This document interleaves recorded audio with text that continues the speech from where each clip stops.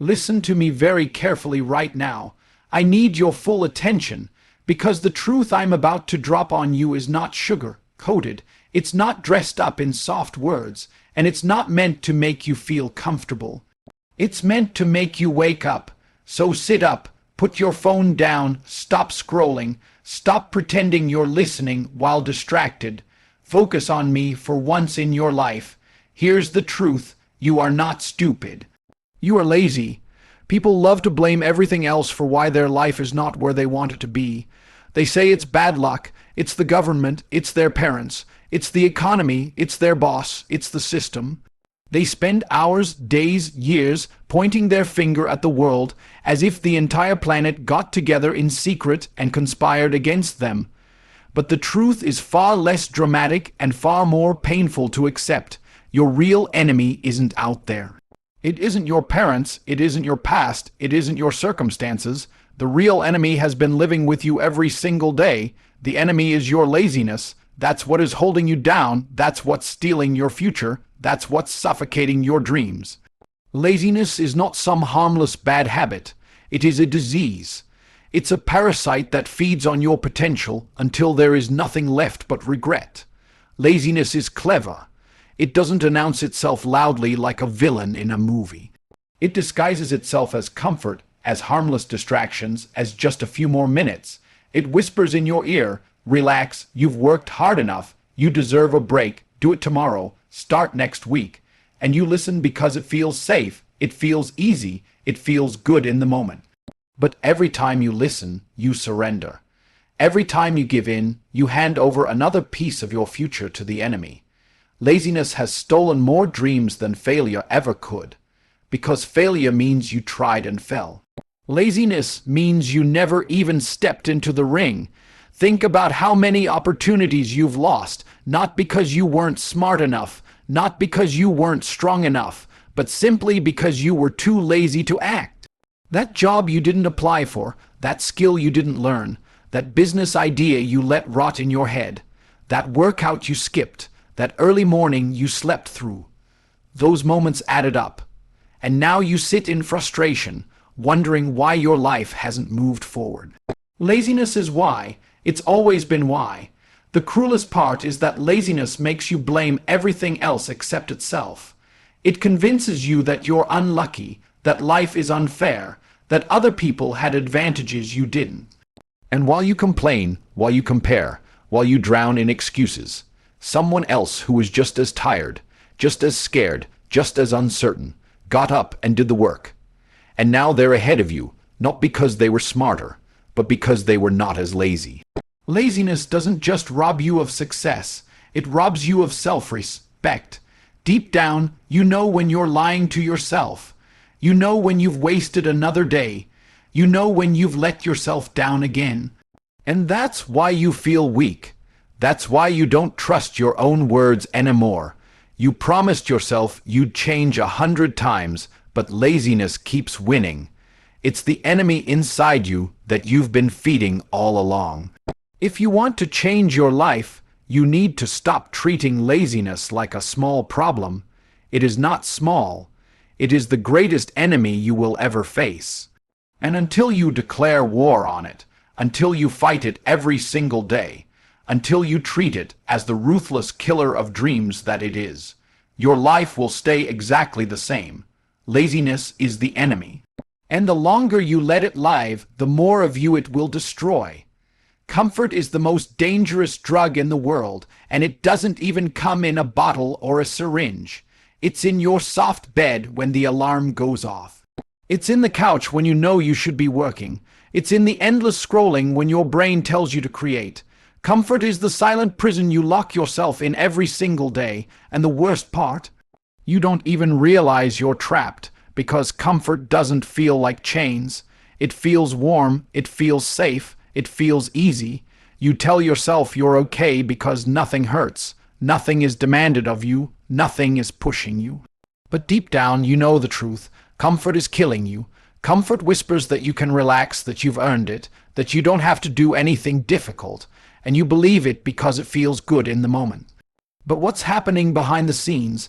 Every second you spend choosing comfort, you're choosing stagnation. You're choosing to stay where you are. You're choosing to delay your growth. And while you're sitting in that comfortable cell, the world outside is moving forward. People are outworking you. Opportunities are passing you by, and your potential is rotting away. Look around at the people who never achieve anything meaningful. What do they all have in common? They never left their comfort zones. They lived and died inside the prison of good enough. They told themselves their life wasn't so bad, that they didn't need more, that they could just relax. And then one day, they woke up too old, too tired, too bitter, realizing they wasted every year chasing comfort instead of chasing greatness. Comfort is dangerous because it doesn't punish you immediately. It doesn't slap you in the face the moment you choose it. You don't feel the pain right away. Instead, it rewards you with a little bit of pleasure now, while it secretly sets you up for decades of regret. That's the trap. The couch feels good right now, but 10 years from now, you'll hate yourself for it. Sleeping in feels good now, but the life you want will never come if you keep pressing snooze. Comfort will give you short-term relief, but long-term suffering. And here's the truth you don't want to hear. Nothing great ever comes from comfort. Growth comes from discomfort. Strength comes from struggle. Success comes from sacrifice. Every single person who has achieved anything extraordinary had to leave comfort behind and step into discomfort, into fear, into risk, into hard work. Comfort is easy. Greatness is hard. And that's why so few ever reach it, because most people would rather be comfortable prisoners than free warriors. You have to break out of this silent prison. You have to make yourself uncomfortable on purpose. You have to put yourself in situations that stretch you, challenge you, even scare you, because that's where growth lives. That's where real life begins. If you keep choosing comfort, you're choosing mediocrity. If you keep living in the prison of easy, you're sentencing yourself to a lifetime of regret. Don't let comfort be the cell that buries your potential. Destroy it, walk out, and embrace the discomfort that will turn you into who you were meant to be. Nothing in life worth having comes without pain. That is the truth nobody wants to admit. People want success without sacrifice. They want results without work. They want greatness without struggle. But life doesn't work like that. Every achievement, every victory, every transformation comes with a cost, and that cost is pain. Pain is the ticket you pay to sit in the arena of greatness. Pain is the currency of growth. You cannot escape it, and the more you try to avoid it, the weaker you become. Pain is not your enemy. Pain is your teacher, your sculptor, your test. When you put your body through the grind, the soreness you feel is pain shaping you into strength. When you push through sleepless nights, the exhaustion you feel is pain teaching you endurance. When you take risks and face rejection, the sting you feel is pain toughening your spirit. Pain is the weight that forges you into something powerful, something unbreakable. Without it, you remain soft, fragile, and ordinary. But here's the problem. Most people are allergic to pain. The second it shows up, they quit. The second life gets difficult, they retreat back into comfort, and that's why they stay stuck.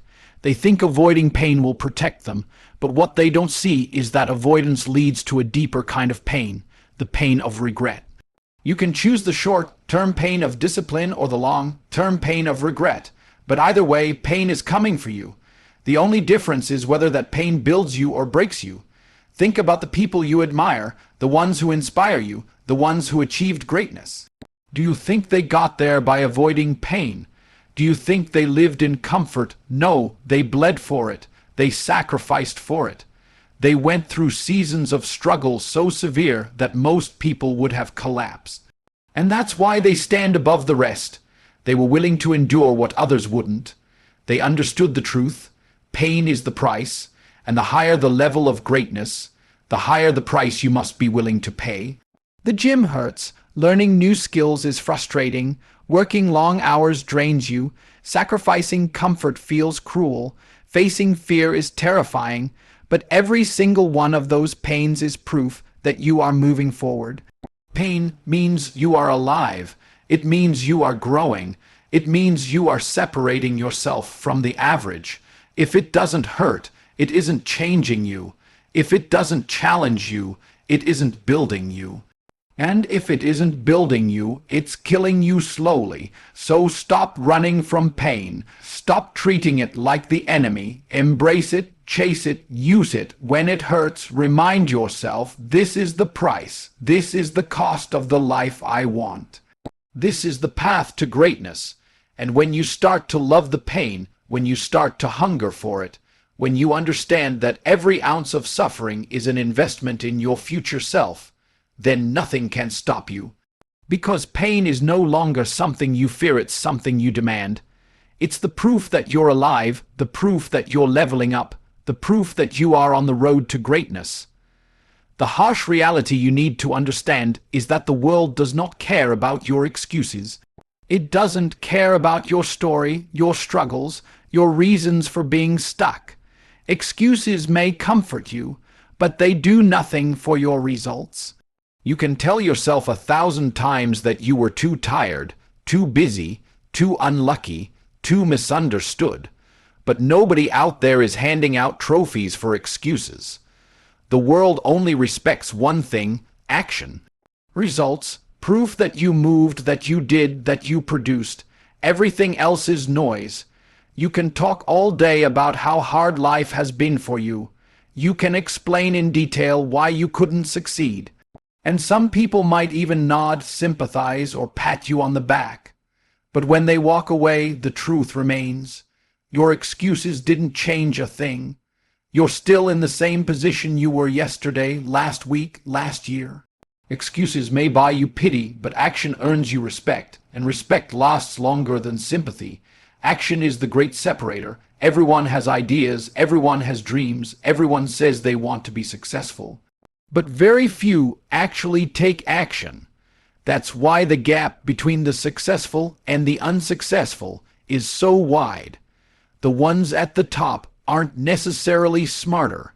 They're not always more talented. They just acted.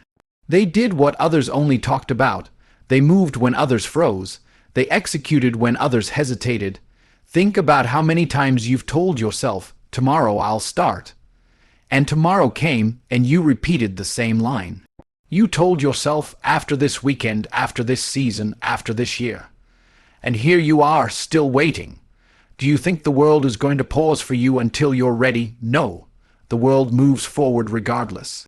And if you're not taking action, you're falling behind. The clock doesn't care about your excuses. Time is running, whether you're running with it or not. The most dangerous lie laziness tells you is that you can wait. That you'll have time later, that there's no rush. But every second you wait, someone else is taking action. Someone else is building their body, their business, their future, while you're stuck explaining why you can't. And when you meet them years later, you'll see the difference.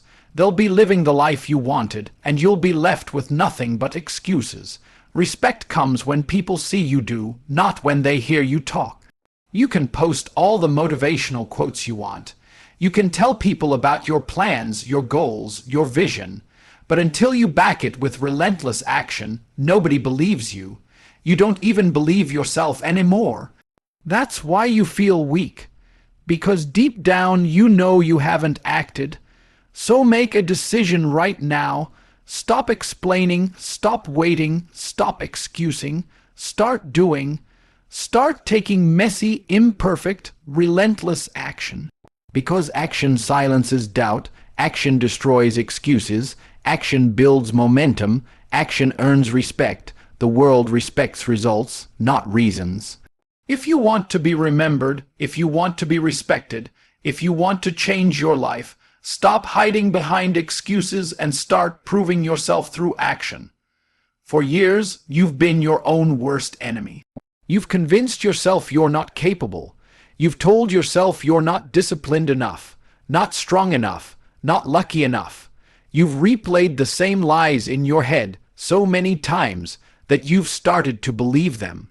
Every time you quit, every time you gave in to laziness, every time you let yourself down, You stacked more proof against yourself. You became your own prosecutor, your own judge, your own jailer. You sentenced yourself to mediocrity because you believed the version of you that said, "I can't." But the truth is, you can, and the way you find out is simple. You prove yourself wrong. You don't need to prove anything to the world right now.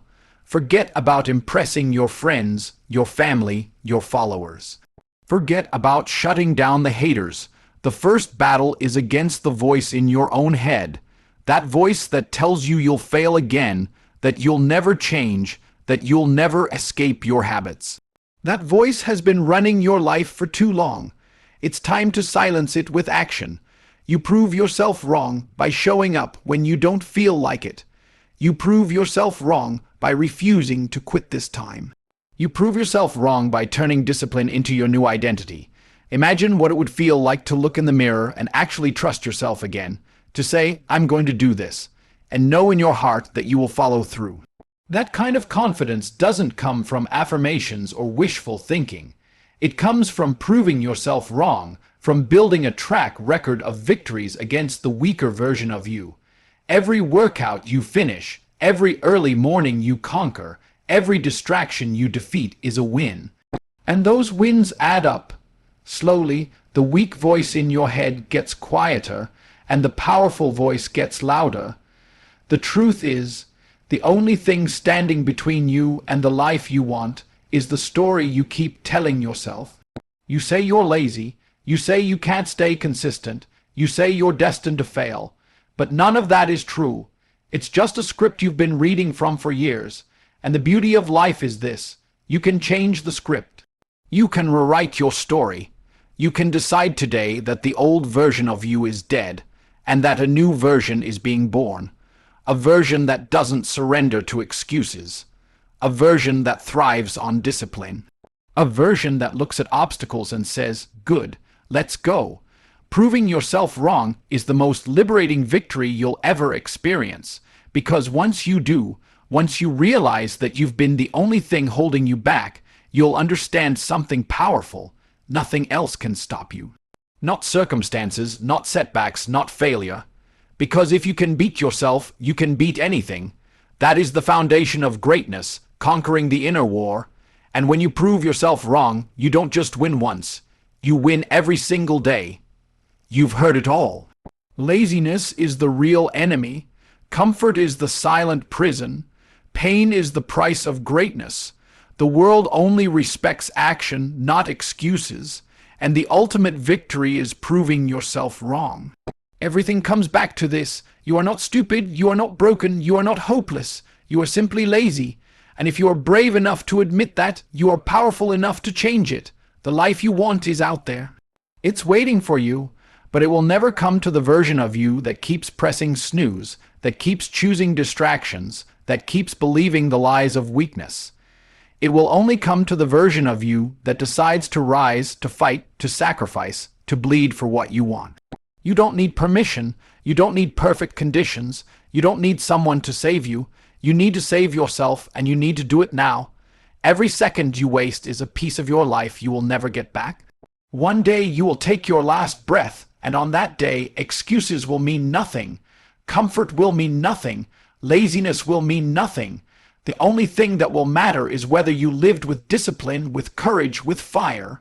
Whether you became the person you were capable of being, or whether you threw it all away. So stand up, wake up, break out of the chains of laziness before they bury you alive. Pain will come, struggle will come, sacrifice will come, but greatness will come too.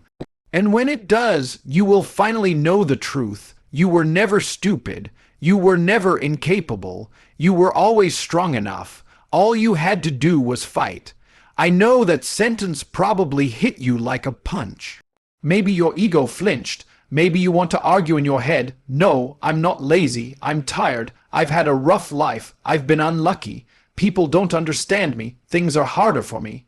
You've rehearsed those excuses for years, haven't you? Every time you fail, every time you don't show up, every time you waste another day, you go back to those same excuses like a drug addict going back to his needle. But let me destroy that lie right now. You are not stupid. You are smart enough to understand what I'm saying right now. You're smart enough to find entertainment on your phone, to know how to use apps, to figure out games, to remember the latest gossip or sports stats. You're smart enough to survive, which means the problem isn't your brain, it's your discipline. It's not that you can't, it's that you won't.